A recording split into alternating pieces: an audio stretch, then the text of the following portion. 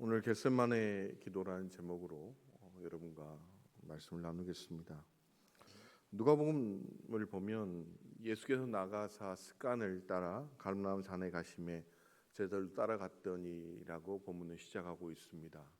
그런데 오늘 본문을 보면 39절을 보면 예수께서 나가사 감난산에 가심에라는 말을 해도 그 의미가 맞습니다. 그런데 누가는 거기에 두 가지를 붙입니다. 습관을 따라 제자들도 따라갔더니라는 기록을 붙이고 있습니다. 그러니까 예수님이 기도하시는 것이 습관이었다는 것을 강조하고 그 기도의 자리에 제자들도 따라갔다는 것을 누가는 강조하고 있는 것입니다. 그러니까 예수님에게는 기도는 삶이었고 또 예수님은 매일 기도하셨고 또 그날에도 기도하셨다는 것을 강조하고 있는 것입니다. 예수님이 겟세마네 동산에서 기도하십니다. 그리고 제자들도 함께 합니다. 마태복음은 이 부분을 함께라는 것으로 강조하고 있습니다. 그리고 마가복음은 그 각각의 제자들의 이름을 강조해서 기록하고 있습니다. 그러니까 오늘 누가복음은 따라갔다는 것에 지금 포커스를 맞추고 있습니다. 여러분, 제가 아버지가 가는 길을 어렸을 때 따라갔습니다. 그러면 크면 제가 그 길을 가겠죠. 누가복음은 그런 느낌을 굉장히 강조하면서 우리에게 기록하고 있습니다. 따라갔다는 말에서 예수님이 가신 길을 제자들도 가야 한다는 강한 의미를 부여하고 있습니다. 지금은 그들이 온전히 그 길을 따라가지 못할지라도 그 길을 따라간 그들이 그 길을 갈 것이라는 것을 미리 보여주는 본문이기도 합니다. 또한 오늘 이 본문을 읽는 우리에게도 그 길을 따라가야 함을 말씀하고 있습니다. 예수님은 그곳 가운데 그들에게 말씀하십니다. 유혹에 빠지지 않게 기도하라고 말씀하십니다. 그러니까 제자들도 그곳 가운데 가만히 있으라고 예수님은 말씀하지 않으십니다. 유혹에 빠지지 않게 기도하라는 것입니다. 예수님은 간절한 기도 제목을 가지고 기도하십니다. 그리고 제자들은 유혹에 빠지지 않기 위해 기도해야 합니다. 그런데 제자들에게는 실질적인 문제가 있었습니다. 저도 어렸을 때 그런 실질적인 문제에 봉착했습니다. 예를 들면 부모님 따라서 기도원을 갑니다. 부모님은 기도 제목이 얼마나 많겠습니까? 그러면 저보고 하신 말씀이 찬우가 너도 기도해라. 그것처럼 막막한 말이 어디 있습니까? 제가 무엇을 해야 할지 모릅니다. 그러면 하나님께 간절히 기도하라고 말합니다. 그러면 제가 하나님께 간절히 기도할 게 뭘지가 생각이 나지 않습니다. 그래서 어렸을 때 기도원에 멍하니 앉아서 기도하신 분들을 찬찬히 관찰했던 기억이 납니다. 제자들도 마찬가지였습니다. 지금 겟세마네 기도 가운데 예수님은 간절한 기도 제목을 가지고 간절히 기도합니다. 그런데 제자들에게는 유혹에 빠지지 않게 기도하라는 것이 실질적인 고민과 실질적인 의미로 다가오지 않았습니다. 그래서 그들은 기도하지 못했습니다. 오늘 이 말씀을 직역해 보면 너희가 시험 속으로 들어가지 않도록 계속해서 기도하라는 말입니다. 그들이 무슨 시험에 들어가는지 그들이 깨닫지 못했기 때문에 그들은 간절히 기도하지 못했습니다. 저는 그것을 무지라고 생각합니다. 그런데 우리 가운데도 그런 무지 같은 경우가 참 많습니다. 간절히 기도해야 할 순간에 우리가 멍하니 있을 때가 참 많습니다. 눈물로 기도해야 할 때 그냥 자신의 일을 바쁘게 일할 때가 너무나 많습니다. 분명히 밤을 새서라도 내가 하나님께 응답받아야 하는 시점이 되는데 그냥 걱정만 하고 밤을 지낼 때가 참으로 많습니다. 분명 우리에게 간절한 기도 제목을 하나님이 주셨는데 그거에 대해서 우리가 무감각할 때가 참으로 많습니다. 사랑하는 성도 여러분, 우리는 유혹에 빠지지 않기 위해 간절히 기도하라는 말씀을 우리는 어떻게 받아들이고 계십니까?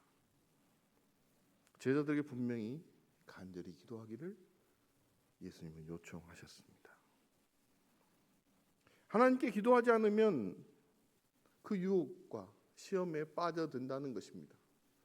그 유혹과 시험은 무엇입니까? 하나님을 떠나게 되는 상황 가운데 맞닥뜨리게 된다는 것입니다. 제자들은 그 의미를 온전히 알지 못했습니다.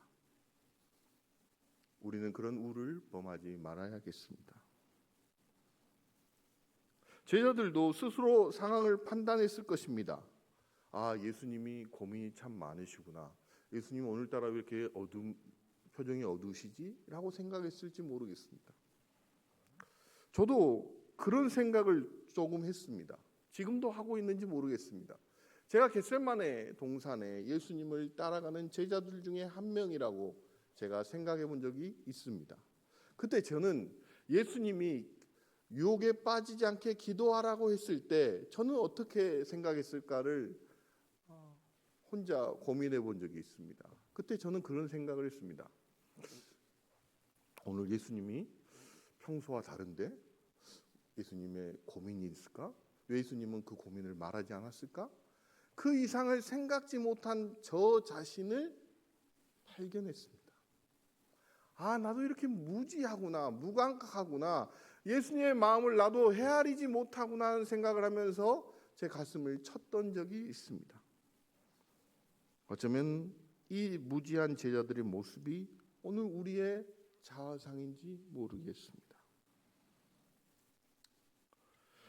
제가 읽은 책 중에 이런 글귀가 생각이 납니다. 기도하지 못할 상황은 없다라는 글귀가 생각이 납니다. 그 말은 무엇입니까? 우리는 언제든지 기도의 자리에 있을 수 있다는 것입니다.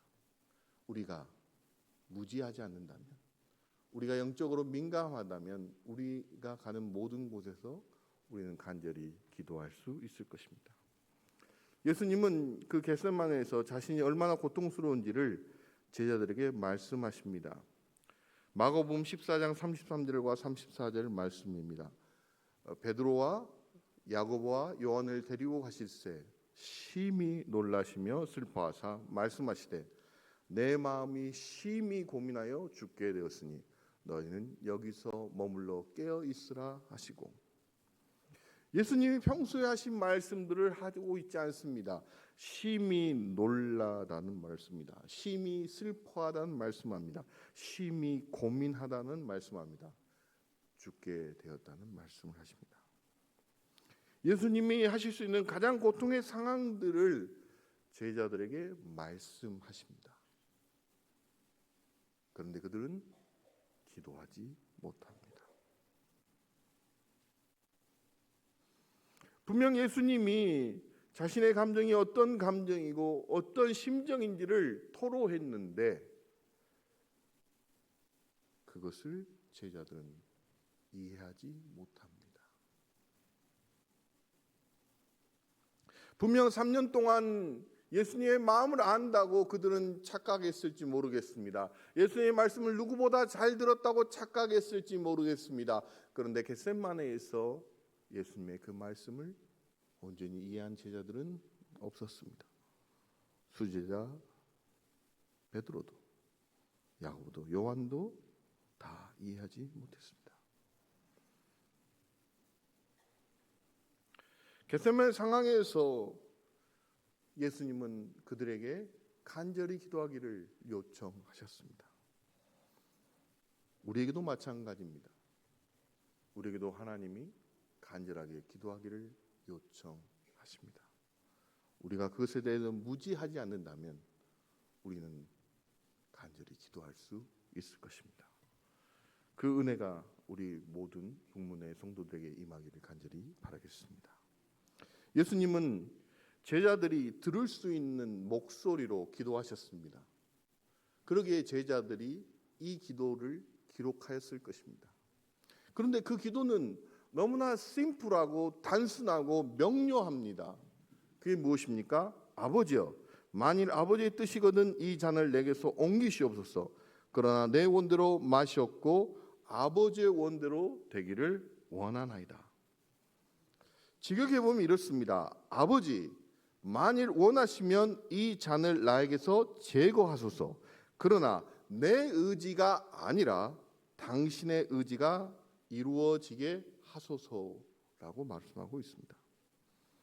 제자들에게 그 기도를 들리게 하셨습니다. 제자들에게 그 기도만이 들리게 하셨습니다.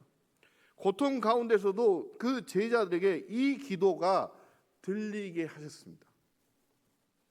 이 단순하고 명확한 기도를 왜 제자들에게 들리게 하셨겠습니까? 여러분, 왜 이 기도를 겟세마네에서 그 제자들이 명확하게 듣게 하셨겠습니까? 그 이유는 그 기도를 기억하라는 것입니다. 그리고 그 기도를 기억하고 그 기도를 하라는 것입니다. 내 뜻이 아닌 하나님의 뜻이 온전히 이루어지게 하여 주시옵소서. 주기도문도 마찬가지입니다. 하늘에 계신 우리 아버지의 이름이, 다시 한번 읽겠습니다. 하늘에 계신 우리 아버지여, 이름이 거룩히 여김을 받으시오며 나라가 임하오시며 뜻이 하늘에서 이루어진 같이 땅에서도 이루어지이다. 예수님이 가르친 기도에서 분명하게 말씀하고 있습니다. 제자들이 기도가 무엇입니까 했을 때 가르쳐주는 기도, 하나님 뜻이 이 땅 가운데 이루어지는 것입니다. 여러분, 겟세마네라는 뜻은 무엇입니까? 기름을 짜는 틀입니다. 그런데 기름을 짜는 틀이 어떤 의미냐면, 오늘 우리가 감람산이라고 말했지만 정확히 보면 올리브산입니다. 그러니까 올리브가 많습니다. 그 올리브를 따서 나기로 으깨는 작업을 합니다. 나기를 이렇게 돌려서 으깹니다. 그 고통이 얼마나 크겠습니까? 그 고통을 심히 죽게 되었다는 고통을 말합니다. 그리고 나서 돌로 강하게 눌러 압착해서 기름을 짭니다. 그런데 무게추에 올리는 돌이 각각 다릅니다. 처음에는 가장 가벼운 돌을 올립니다. 그리고 누릅니다. 그러면 첫 번째 짠 기름은 성전에 바치는 가장 거룩한 기름으로 사용합니다. 그리고 처음 짜고 남은 또 찌꺼기가 있지 않겠습니까? 그 남은 것을 다시 더 무거운 무게추로 누릅니다. 그러면 그 기름으로 가정에서 식용으로 사용합니다. 이제 남은 찌꺼기가 있을 거 아닙니까?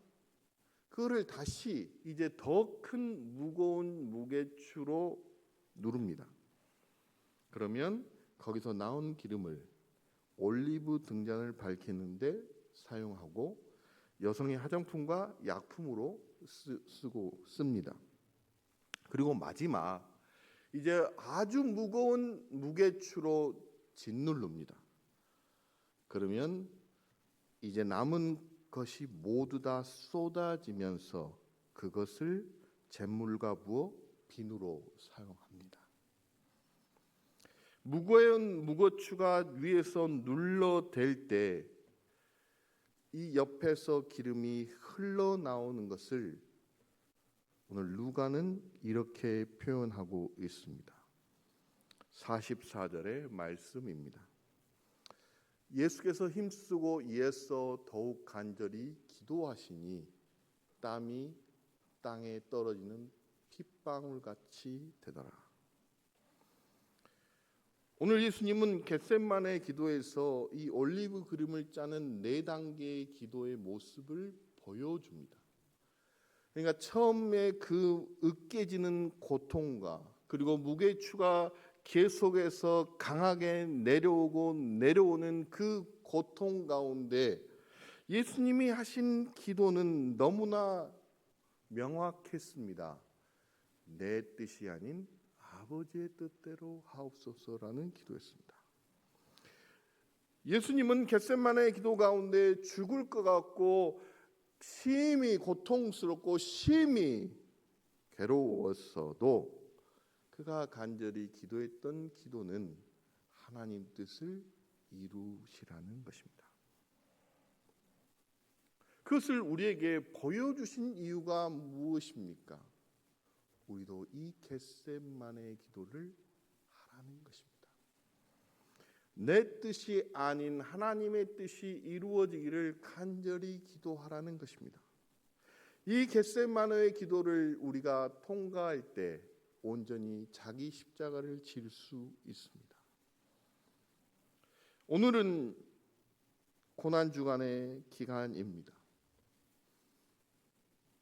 우리는 얼마나 간절히 하나님께 기도하고 계십니까? 오늘 성경을 보면 겟세마네 기도가 얼마나 긴 시간 동안 이루어지는지에 대해서 성경은 기록하고 있지 않습니다. 그런데 예수님이 얼마나 간절히 기도했는지에 대해서 분명하게 성경은 우리에게 증거하고 있습니다. 오늘 우리 모두는 겟세마네로 가야 합니다. 하나님 뜻만이 우리 가운데 일어나도록 온전히 내 삶 가운데 하나님의 뜻만이 이루어지도록 하나님의 거룩한 뜻을 이루게 나를 사용해 달라고 우리는 간절히 기도해야 합니다. 예수님을 따라갔던 제자들이 그의 삶을 통해서 그 기도의 삶을 증거하였던 것처럼 우리도 우리의 남은 세대들에게 우리의 겟세마네의 삶을 증거해야 할 것입니다. 사랑하는 성도 여러분, 우리는 영적 무지에서 벗어나야 합니다. 그래야 기도할 수 있습니다. 어떤 권사님이 저에게 굉장히 화를 내면서 다가왔습니다. 저한테 화를 낸 게 아니라 성경 말씀이 너무나 맞지 않다고 말씀하시는 겁니다. 항상 기뻐하라, 쉬지 말고 기도하라, 범사에 감사하라. 목사님, 어떻게 쉬지 말고 기도하고 범사에 감사할 수 있고 항상 기뻐할 수 있습니까? 어떻게 할 수 있어요?